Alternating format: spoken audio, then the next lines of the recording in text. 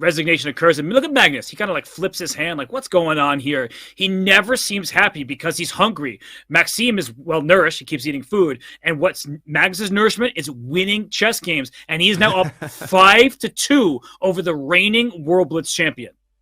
God, does he have a chip on his shoulder, Robert, or what? I don't even know, because he just feels unstoppable. He did lose a game in this match. He didn't do that in the entire match against Fabian Caruana, but he seems like he is just wanting this championship. I mean, he didn't get it 2 years ago because of his opponent right now, and vengeance, it's a strong motivator. It absolutely is. And we have a pretty conventional Ruy Lopez, a very popular system with a3 and then knight c3. Traditionally in the Spanish, you put a pawn on c3 and prepare d4, but in recent years, we've seen with the advent of computers, players handling Ruy Lopez in a million different ways that would have been unthinkable before. But my question to you, Robert, is what happens after bishop g4 threatening the prosaic knight d4? It's a great question. I'm glad I didn't have to answer it, because I'm not a renowned theoretician by any stretch of the imagination. What? I was promised one thing. They bait and switched me. Yeah, I'm glad that the moves have happened, so we can just move on from that question. And so here, a4 played by Maxime, bishop g7. Now black has the pair of bishops. At some point, king h7, pawn to f5, things of this nature come to mind. It's kind of like a king's Indian, which means I defer to you as you are a king's Indian expert. And I play these types of positions with black as well, and I always feel like when the moment black plays f5, things start unraveling for white on the king side. So the operative question is, can Maxime create counterplay down the a file? And you might say, well, yes, he can. He can take and play rook a7, and maybe he should do that. He plays rook a7 straight away, but the c7 pawn is well defended. You're not going to win the game just by pressuring that pawn alone. You see Magnus there playing in very circumspect fashion with rook b7, but Maxime, he's trying to harass him with rook a8. Let's see if he can make something out of nothing on the queen side.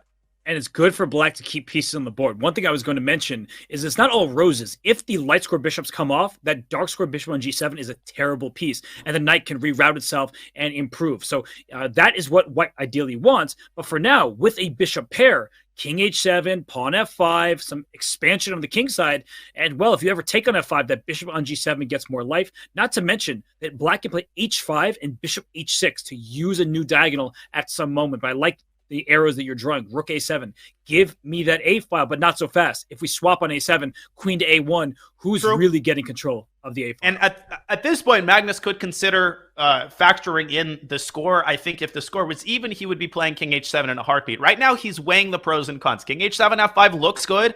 Maybe MVL will counterstrike in the center with d4, but the move rook a7 looks like the kind of move you would play if you want to play with an abundance of caution. After the trade in queen a1, black can move the queen away from the a file, maybe park it on b6, and there are no easy infiltration squares down the a file. I still think king h7 is more Magnus's style. He is not satisfied with a 3-point lead. He wants to bring this up to 5 at the conclusion of the 5+1 portion. Especially because playing bullet at this high level is kind of like playing roulette. You never know what's going to happen, and you better be in your best behavior, because otherwise disaster can strike. So right now, h3 played. Magnus not moving just yet. He's down a minute, and it feels like that's where he wants to be. Like, he is down a minute every game in this long time patrol against Maxime. And I like your move rook a7. I like the move king h7. I like pretty much any move. I mean, rook, because bishop e6. I was just so many options there. There are a lot of options. He goes for mass exchanges, and perhaps, well, you can't take on e6. That's the problem. You have to trade rooks first, and now go queen a1 perhaps. But Magnus could try to wrest control of the a file with queen e6 to d7 and rook a7. The queen, the white queen alone, is not an effective piece at picking off black's weaknesses. Right, and queen a1 is played. Queen d7, you called it. And I guess for white, you could play the move b4. He plays d4 and strikes in the center. But I actually was saying b4 and then queen d2 and rook a1. But the reason I don't like this is now that bishop on f8 actually has a future. Yeah, and it has a future on g7. It can combine with c5, which he plays immediately, kind of Benoni style, carving out the long diagonal.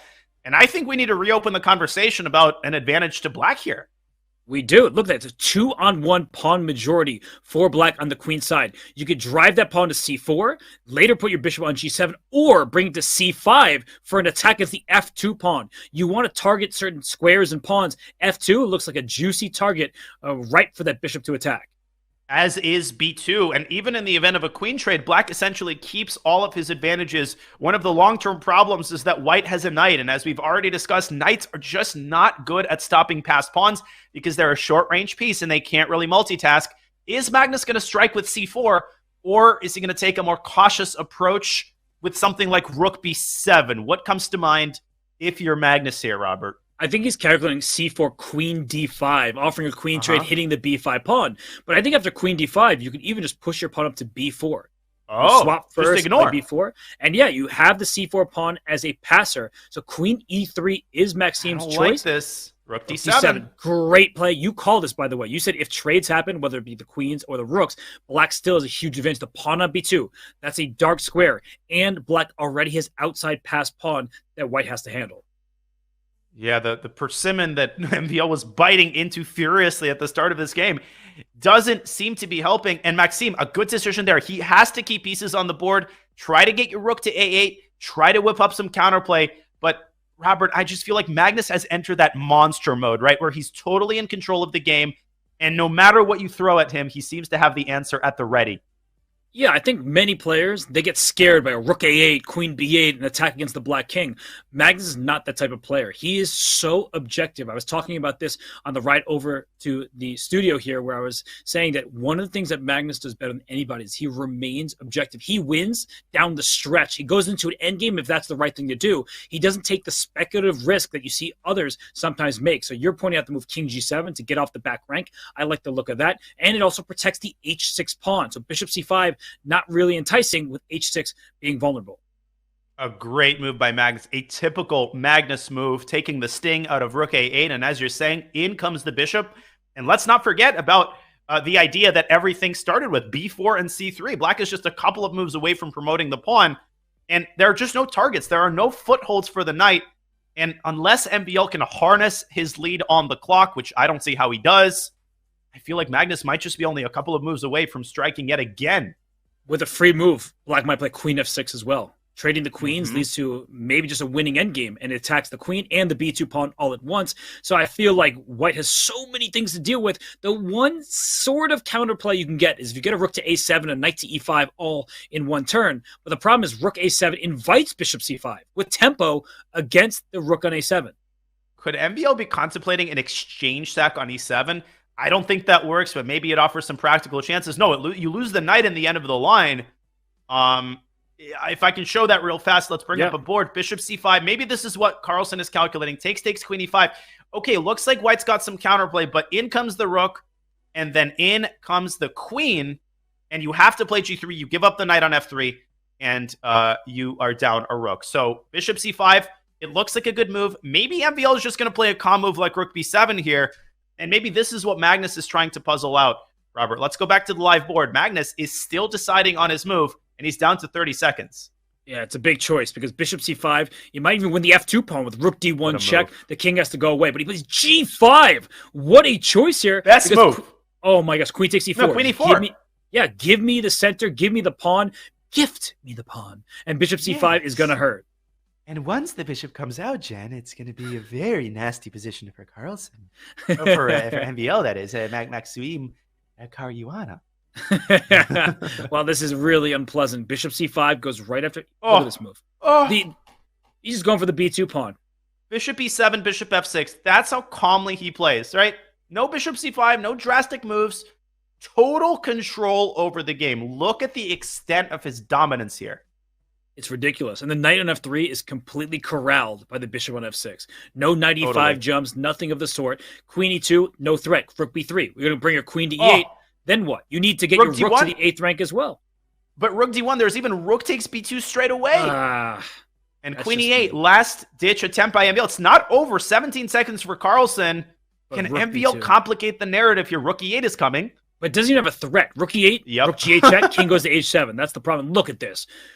As you would say, filigree precision. Queen b6 is available. He goes c3. He's pushing up his pawn. But g5 is not even hanging. MVL has not, as you said, been able to create a single threat. Literally, Carlsen has positioned his pieces in such a way that there isn't even a way to create a threat if you have 3 extra moves. Queen D1 comes in. Magnus is pushing, or just push your pawn down. Yeah, you can play Rook B. Oh, there's a threat. There's no threat. Rook H7, King F8. Unbelievable. Or King G8. Yeah, whichever, but you're going to get a new queen. That is unbelievable recognition that your king looks unsafe. So many of us mere mortal grandmasters would freak out, try to protect the H7 square with like Queen G8. He says, good for you. It's 1 check. We're not even playing 3 checks, but that's a good attempt with Maxime. That's a great attempt by Maxime, but the king is going to hide away on E8. Don't go King E7. After knight takes G5, go King E8 so you can block. So you can block the check on E6 with his bishop. I'm choking on my words. Maxime is at a dead end.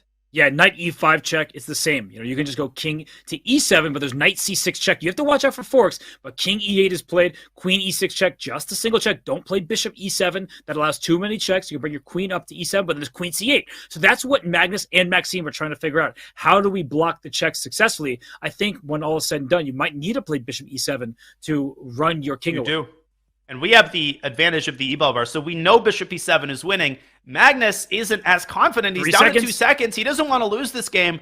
And the confidence to play this move with 2 seconds on his clock. Knight E4, still shenanigans. Knight F6 is a main threat. Wow, we made him with 1.2 seconds. He covers the F6 square. And now after king F7, queen F5, king G7, you're out of checks. That's it. Queen E6 maybe. Keep trying if you're MVL. Keep trying to check him. No, he resigns.